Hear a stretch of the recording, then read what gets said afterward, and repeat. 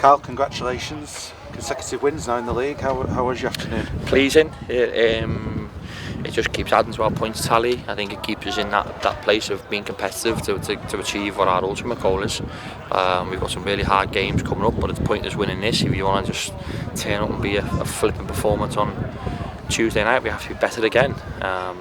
However we do that, we'll try and do our best to find that. I think when you don't play for a week, no matter what you do in training, don't forget Tyrese only landed in England yesterday, Hajman only landed in England on, I think they both landed late Thursday, didn't train. Luke Garbutt had personal situations and didn't train either. He met us in the hotel late last night.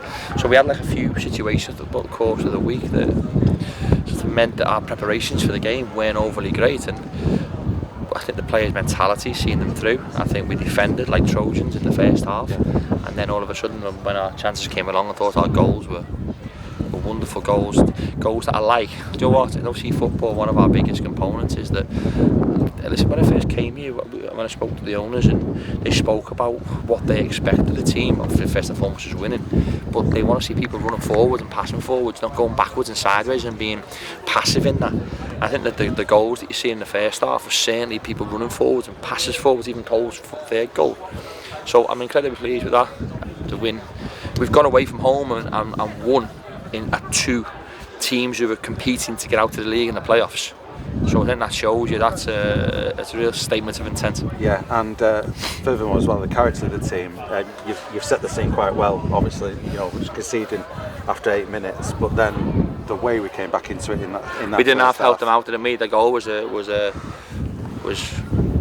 shambolic in some ways. But we did come back, and like you say, the two goals in that first half, brilliant through balls, weren't they? Really. Yeah, and you know what was really disappointing? I think literally on the brink of half time, when Woodburn's past the Kelly Amai, if he slips, if he gets that touch right, he's in on goal.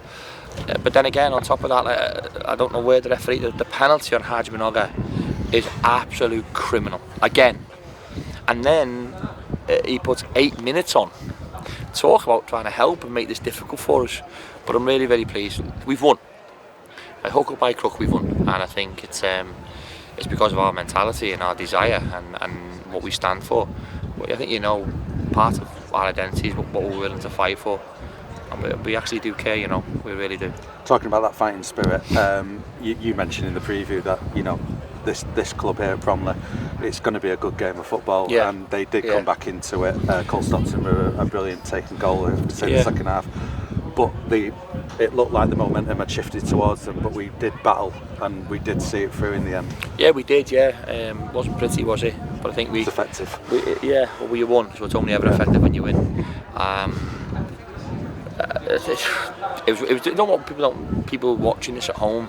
What you wouldn't realise, the surface was really firm, beautiful surface, but firm, and that wind was a lot stronger. You wouldn't have probably noticed that watching from afar.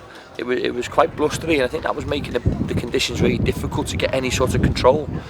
I said to the players, I thought Louis Wallington, when he come on, I think he settled the game down. We were all over the place until he come on the football pitch and started making passes that actually were to a Salford player, rather than just into empty space or to a player in white. But it was, I'm really, really pleased. Really, really pleased. It's a tremendous win, that. It really is. Off the back of what we've had all week, and players been away, and the long journey down here, if you just look at the results that Bromley have had, I think they've beat Doncaster here. Yeah, they only got beat 1-0 to Bradford, and Bradford, they should have beat Bradford. They've drawn the other week to 2-2 with Walsall. There's not many teams get a free ride at Bromley, and we knew we weren't certainly going to get that. This wasn't going to be a stroll in the park. This was always going to be a fight and a different type of character.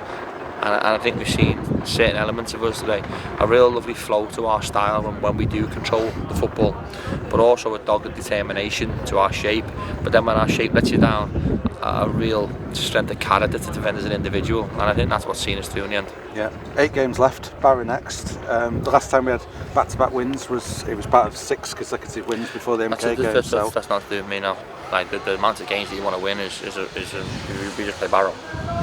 I don't think, since you've known me, I don't think I've ever looked like that. I've just looked at what we have next, and I try and do my best every single day in my life for the football club, and I ask my players to do everything they possibly can, and whatever stands in front of us, that we make sure that we apply ourselves in a correct manner, and we'll certainly do that moving forward between now. We'll play again on Tuesday. And just one last question. Again. The away, no. This is an important one. The away fans over in that far corner travelled a long way today. They're going to travel a long way on Tuesday as well. Just to mention to them before we go. You're right. It is a very important thing to leave this interview on, is that don't ever think that we don't ever hear you or we don't ever appreciate you. I think when you grow a fan base, we have to find who we are, find that some sort of identity, and they're part of that identity. That's part of the Salford spirit. And I think not only there's a big carry to the terraces, but I think there's a connection between that and the grass at the moment. I think that's my job, and I think since I've been here, I think what I've tried to do is to have a philosophy that an academy player, a first team player and a fan likes. And I think there's a connection. The academy's doing really well. The first team is competing now. We've had a decent time. We've had some really, really difficult moments, and everybody's stuck together. And first and foremost, the fans have stuck behind the players. And I remember them difficult games when we went for a long period of time without a result. They were still the ones clapping. They were still the ones singing the players' names. They were still the ones doing the right thing. And that doesn't get forgotten, trust me.